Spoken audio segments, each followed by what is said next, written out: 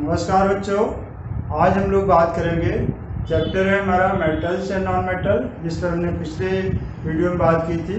और उसी चैप्टर में आज हम बात करेंगे the reactivity series and ionic compound. तो आइए आज हम बात करते हैं द रिएक्टिविटी सीरीज की। क्या होती है रिएक्टिविटी सीरीज, आइए हम बात करते हैं। अगर हम मेटल्स को अरेंज करते हैं in decreasing order of there activities, ठीक है, अगर हमने मेटल्स को अरेंज किया इन ए लिस्ट और in A series in order of their decreasing activities, सबसे पहले मोर रिएक्टिव मेटल्स, उसके नीचे उससे लेस रिएक्टिव मेटल, उसके नीचे उससे लेस रिएक्टिव मेटल, और सबसे नीचे लीस्ट रिएक्टिव मेटल को अगर हम अरेंज करते हैं किसी वर्टिकल लिस्ट में, किसी वर्टिकल सीरीज में, then that series is called the reactivity series. Suppose हम बात करें अगर मेटल्स की, तो सबसे पहले अगर हम मेटल देखें जो सबसे मोस्ट रिएक्टिव है वो कौन सा है? पोटेशियम। उससे अगर हम उससे लेस रिएक्टिव देखना चाहें तो कौन सा है? सोडियम। उसके बाद अगर हम इससे भी लेस देखना चाहें कि इसके बाद कौन सा होगा, तो कैल्शियम, और उसके बाद मैग्नीशियम, और उसके बाद देखें तो एल्युमिनियम, उसके बाद हमने देखा जिंक, और फिर आयरन, फिर लेड, और इसके बाद हाइड्रोजन, एंड देन कॉपर, और फिर Hg, फिर Ag, और फिर Au गोल्ड। इसके बाद अगर देखें तो होगा गोल्ड। थोड़ा पास और इनको अरेंज कर लेते हैं। आयरन के बाद लेड, उसके बाद हाइड्रोजन, फिर कॉपर, उसके बाद Hg, Ag, और उसके बाद गोल्ड Au। ठीक है, ये हमारी थी copper, Hg, Ag and gold. तो यहाँ देखें जो पोटेशियम है वो सबसे मोस्ट रिएक्टिव एलिमेंट मेटल है। This is the most reactive. और यहाँ पर सबसे नीचे जो गोल्ड है वो कैसा है? सबसे least reactive metal. This is the least reactive. ठीक है, तो ये सबसे मोस्ट रिएक्टिव पोटेशियम हो गया, उससे लेस सोडियम हो गया, उससे लेस कैल्शियम हो गया, उससे लेस मैग्नीशियम, फिर एल्युमिनियम, जिंक, आयरन, लेड, फिर हाइड्रोजन, फिर कॉपर, फिर मरकरी, फिर सिल्वर, फिर गोल्ड। अब इसको हम लर्न कैसे करें? ये हमारी हो गई कि अगर हम मेटल्स को उनके डिक्रीजिंग ऑर्डर ऑफ एक्टिविटी में अरेंज करते हैं किसी सीरीज में, तो उस सीरीज को हम कहते हैं रिएक्टिविटी सीरीज। अब इनको लर्न कैसे करें कि भाई हम सोडियम से पोटेशियम से लेकर गोल्ड तक इस सीक्वेंस में कैसे लर्न करें? इसके लिए हमने आपको एक ट्रिक्स बताते हैं कि आप इसको इस सेंटेंस के द्वारा इजीली लर्न कर सकते हैं। कैसे लर्न करोगे? एक सेंटेंस आपको बताता हूं, इसको लर्न कर लीजिए। कल नाजिया का मंगेतर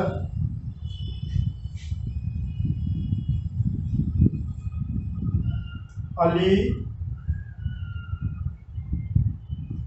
जफर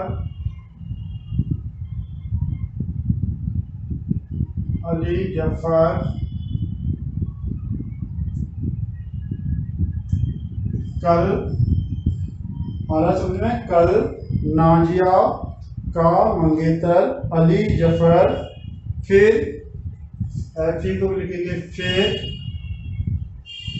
पीछे हटा, फिर पीछे हटा, ठीक है। फिर कुछ सीयू को से होगा कुछ हमदर्द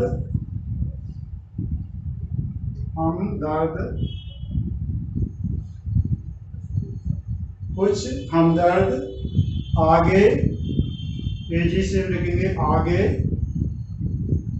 और आए, कुछ हमदर्द आगे आए। इस तरह हम इसको बड़ी आसानी से लर्न कर सकते हैं।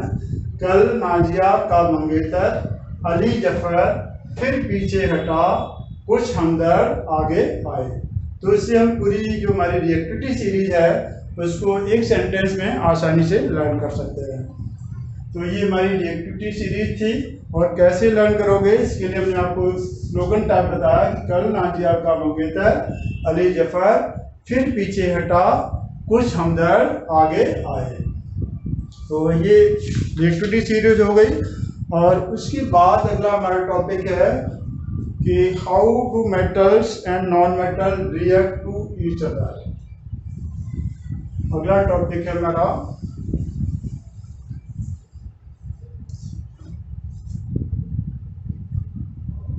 How do metals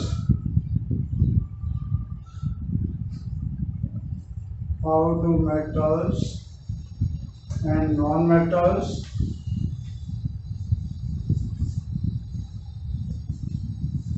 react to each other।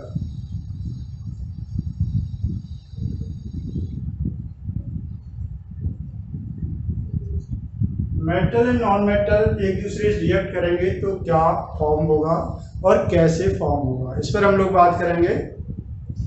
हमने पिछली क्लास में 9th क्लास में आपको बताया था इलेक्ट्रॉनिक कॉन्फ़िगरेशन ऑफ एलिमेंट्स। हमने वहाँ पर बहुत सारे एलिमेंट्स का इलेक्ट्रॉनिक कॉन्फ़िगरेशन किया था और वहाँ देखा था कुछ एलिमेंट ऐसे थे जिनके आउटरमोस्ट शेल में 8 इलेक्ट्रॉन थे। जैसे फॉर एग्जांपल हम ले लेते हैं नियॉन, एटॉमिक नंबर इसका कितना था 10। इलेक्ट्रॉनिक कॉन्फ़िगरेशन किया था हमने इसका था 2 8। अगर आर्गन की बात करें 18 तो 2 8 8। इस तरह की बहुत सारे और एलिमेंट देखे थे that are called inert gases और नोबल गैसेस। इनको हमने नोबल गैसेस के नाम से पढ़ा था। तो यहाँ पर देखें कि ये जो नोबल गैस हैं इनके आउटमोस्ट शेल में 8 इलेक्ट्रॉन हैं और ये किसी से रिएक्शन नहीं करेंगे, ठीक है, इसलिए इनको कहते हैं इनर्ट गैसेस। अब अगर हम और एलिमेंट्स की बात करें तो होता क्या है नेचुरली कि जो भी एलिमेंट्स हैं एक्सेप्ट टू नोबल गैसेस, इनको हम छोड़ दें, अगर इनर्ट गैसेस को छोड़ दें, बाकी एलिमेंट्स की बात करें तो हर एलिमेंट्स ये चाहता है कि हम भी इन नोबल गैस की जगह नोबल गैस की तरह अपना ऑक्टेट स्टेट अचीव कर रहा है। अब ऑक्टेट स्टेट अचीव करने के लिए वो रिएक्शन करेगा किसी दूसरे से या फिर कोई किसी तरीके से वो अपने इलेक्ट्रॉन्स को आदान प्रदान करेगा, किसी को देगा लेगा या शेयरिंग करेगा। तो और वो चाहेगा कि वो भी ऑक्टेट स्टेट अचीव कर ले। अब ऑक्टेट स्टेट कैसे अचीव करेगा, एक एग्जाम्पल लिया हमने सपोज सोडियम का।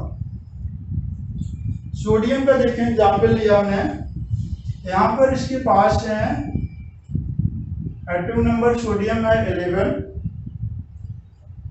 अगर हमने यहाँ पर सोडियम की बात की, हमने कहा एटॉमिक नंबर ऑफ सोडियम 11, तो यहाँ पर नंबर ऑफ इलेक्ट्रॉन्स इसमें कितने होंगे 11, नंबर ऑफ प्रोटॉन्स कितने होंगे आल्सो 11 इलेक्ट्रॉन है 11 ही प्रोटॉन है, इसलिए इस पर कोई चार्ज नहीं है, न्यूट्रल चार्ज है। तो इलेक्ट्रॉन पर नेगेटिव चार्ज है, प्रोटॉन पर पॉजिटिव चार्ज है।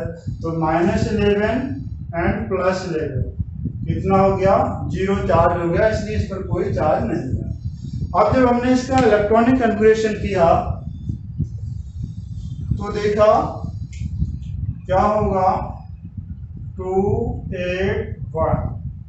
ठीक है, अब ये क्या करेगा, ये भी चाहेगा कि किसी तरह से हम अपने ऑक्टेट स्टेट अचीव कर लें, नोबेल गैस का जो इलेक्ट्रॉनिक कन्फिगरेशन है उसको अचीव कर लें। तो उसके लिए क्या करेगा, ये अपना एक इलेक्ट्रॉन लॉस करेगा। क्लियर। अब एक इलेक्ट्रॉन अगर इसने लॉस कर दिया,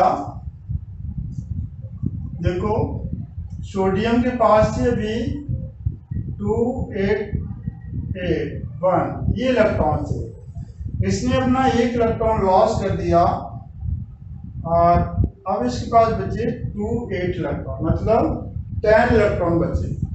इलेक्ट्रॉन तो है इसके पास 10 और प्रोटॉन कितने हैं 11 प्रोटॉन है, और इलेक्ट्रॉन है ये प्लस का है प्रोटॉन, और इलेक्ट्रॉन है हमारे पास 10 माइनस। तो प्लस 11 माइनस 10 कितना आया +1। तो इस पर +1 चार्ज आ गया। It mean that sodium metal is converted into sodium ion.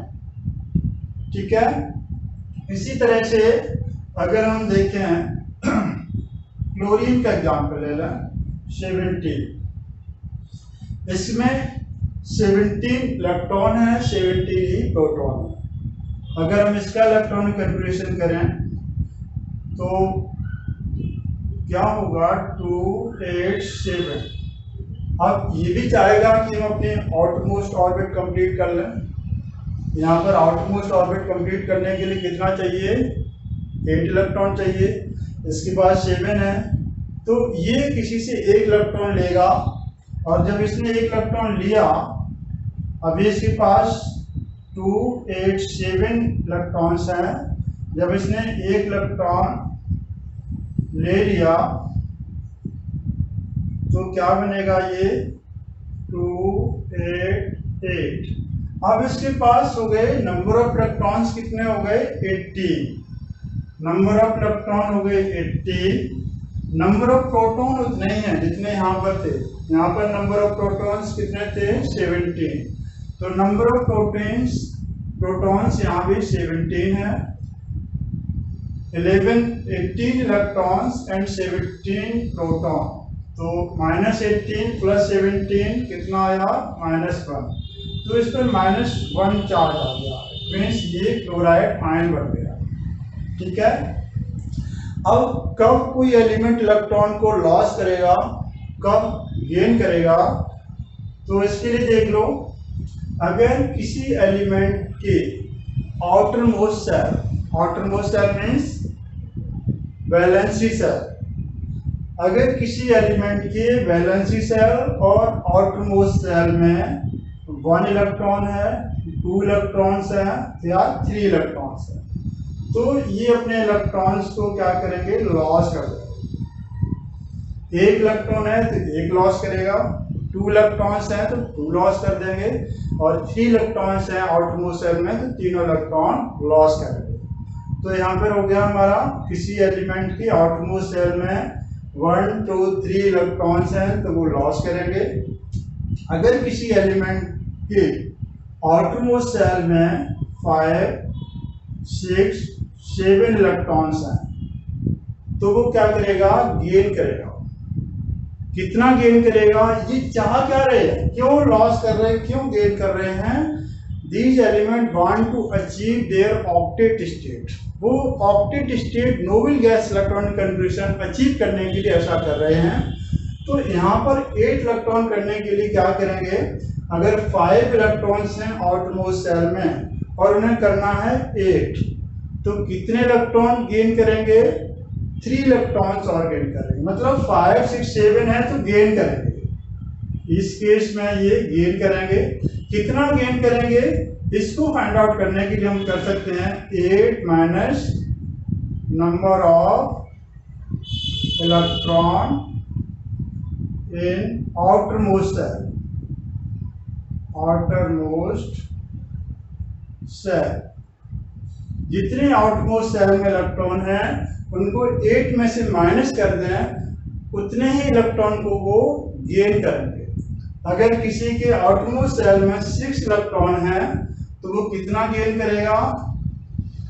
8 minus 6, it means 2 electron वो गेन करेगा। अगर किसी के आउटरमोस्ट में 7 इलेक्ट्रॉन है तो 8 माइनस 7, इट मीन्स 1 इलेक्ट्रॉन वो गेन करेगा। तो यहाँ पर हो गया, अगर आउटमोस्ट में 1 2 3 है तो लॉस करेगा, अगर 5 6 7 है तो गेन करेगा, और अगर आउटमोस्ट सेल में 4 इलेक्ट्रॉन है तो वो शेयरिंग करेगा। ठीक है, ये हमारी हो गई। हमें पता कैसे पता करें कि वो एलिमेंट इलेक्ट्रॉन को लॉस करेगा, गेन करेगा या शेयरिंग करेगा। इस यहाँ पर हम इस चैप्टर में केवल लॉस और गेन की बात करेंगे। तो यहाँ पर हमने देखा कि सोडियम 1 इलेक्ट्रॉन अपना लॉस कर रहा है और क्लोरीन 1 इलेक्ट्रॉन गेन कर रहा है।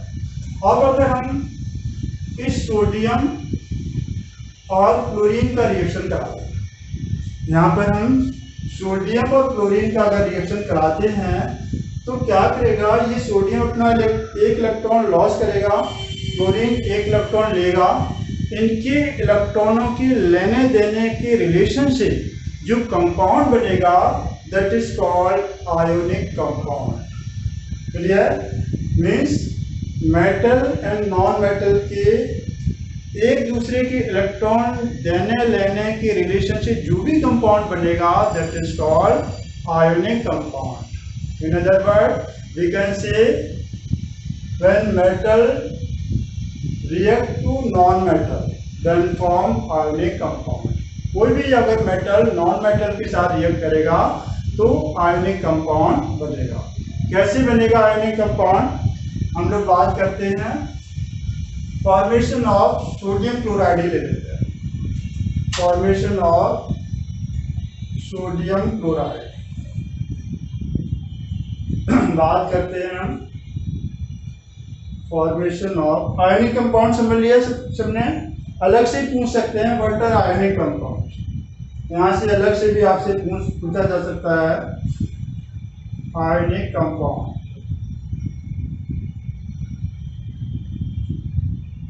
क्लियर? तो पूछेंगे what how do metals and non metal react to each other, तो आपको बताना है कि metals react with non metals to form ionic compound. या फिर अलग से क्वेश्चन पूछा जा सकता है व्हाट आर आयोनिक कंपाउंड, तो बताओगे those compound which are form by the reaction of metals with non metal. जो compound metals and non metal के रिएक्शन से फॉर्म होते हैं that are called ionic compound. अब क्वेश्चन आता है, इसमें एक दिया पूछे हैं क्वेश्चन कि write the mechanism of the formation of sodium chloride, magnesium chloride, कोई आयोनिक कंपाउंड का फॉर्मेशन पूछ सकते हैं। जैसे हमने एग्जांपल में भी आपको बताया, हम यहाँ पर अभी बताने जा रहे हैं आपको फॉर्मेशन ऑफ सोडियम क्लोराइड। हम बात करते हैं formation of sodium chloride.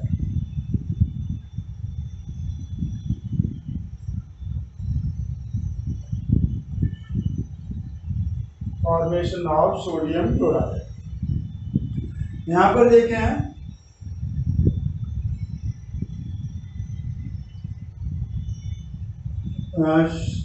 Sodium chloride की बात कर रहे हैं तो हमारे पास कौन कौन से एलिमेंट हैं? एक सोडियम है, एक क्लोरीन है।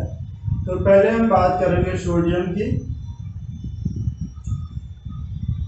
एटॉमिक नंबर इसका है 11 और इसमें इलेक्ट्रॉन्स जो हमारे होंगे 11 होंगे और किस तरह होंगे 2 8 1। 11 इलेक्ट्रॉन्स हैं, 2 8 1। फर्स्ट सेल में 2 इलेक्ट्रॉन है, सेकंड सेल में 8 इलेक्ट्रॉन है और आउटरमोस्ट सेल में 1 इलेक्ट्रॉन है। तो क्या होगा, ये अपना 1 इलेक्ट्रॉन लॉस करेगा और कन्वर्ट होगा सोडियम आयन में। 1 इलेक्ट्रॉन इसने लॉस कर दिया और सोडियम आयन में कन्वर्ट हो गया। सेम वे हम बात करेंगे क्लोरीन की। यहाँ पर इसके पास है 17 इलेक्ट्रॉन, 2 8 7 और इसने क्या किया, 1 इलेक्ट्रॉन गेन किया और कन्वर्ट हो गया क्लोराइड आयन 288। ये आयंस बन गए। अब क्या होगा, ये सोडियम आयन, यहाँ देखें सोडियम के पास आउटमोस्ट शेल में 1 इलेक्ट्रॉन था, ये क्लोरीन है, क्लोरीन की आउटमोस्ट शेल में 7 इलेक्ट्रॉन, 2 4 6 और 7, ये पोजीशन है। अब ये जो सोडियम है अपना 1 इलेक्ट्रॉन इसको ट्रांसफर करेगा, ये सोडियम जो है क्लोरीन को 1 इलेक्ट्रॉन देगा और क्या बनाएगा, Na और Cl।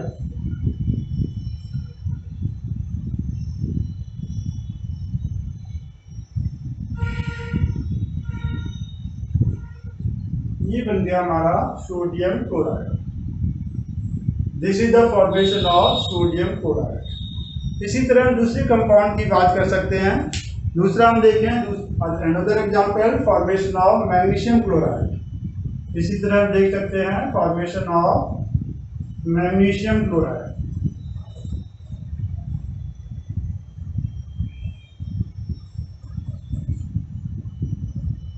Formation of magnesium chloride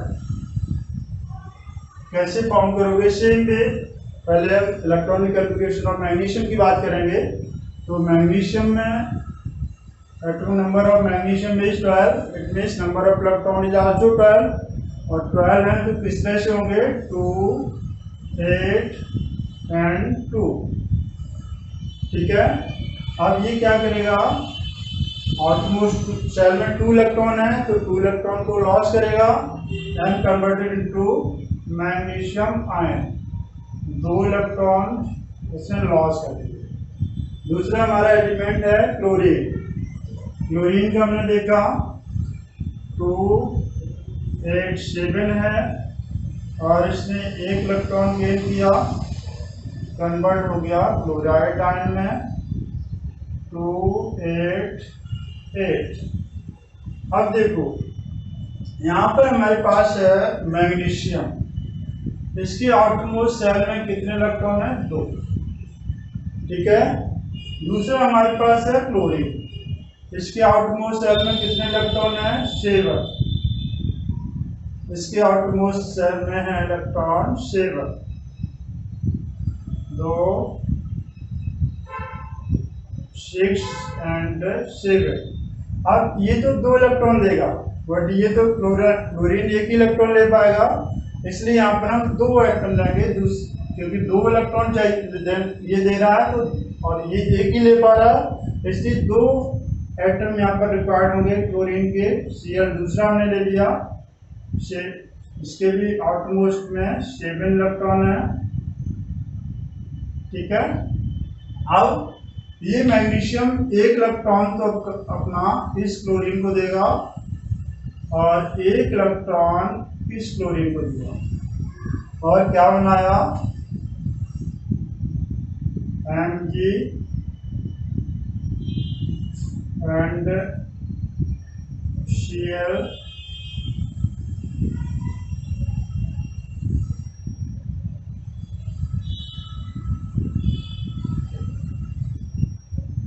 and MgCl2। This is the formation of sodium chloride. इस तरह से बहुत सारे कंपाउंड और भी हैं जो आपसे पूछे जाएंगे कि write the formation of sodium chloride, ammonia, water, carbon dioxide, तो इस तरह आप बना सकते हैं। अब इसमें जब हमने आयनिक कंपाउंड की बात की, फॉर्मेशन ऑफ आयनिक कंपाउंड की बात की, इसी में आता है property of ionic compound. Clear, property of ionic compound हम लोग अगले वीडियो में बात करेंगे कि कौन कौन सी प्रॉपर्टी होती हैं और क्यों वो ऐसा शो करते हैं।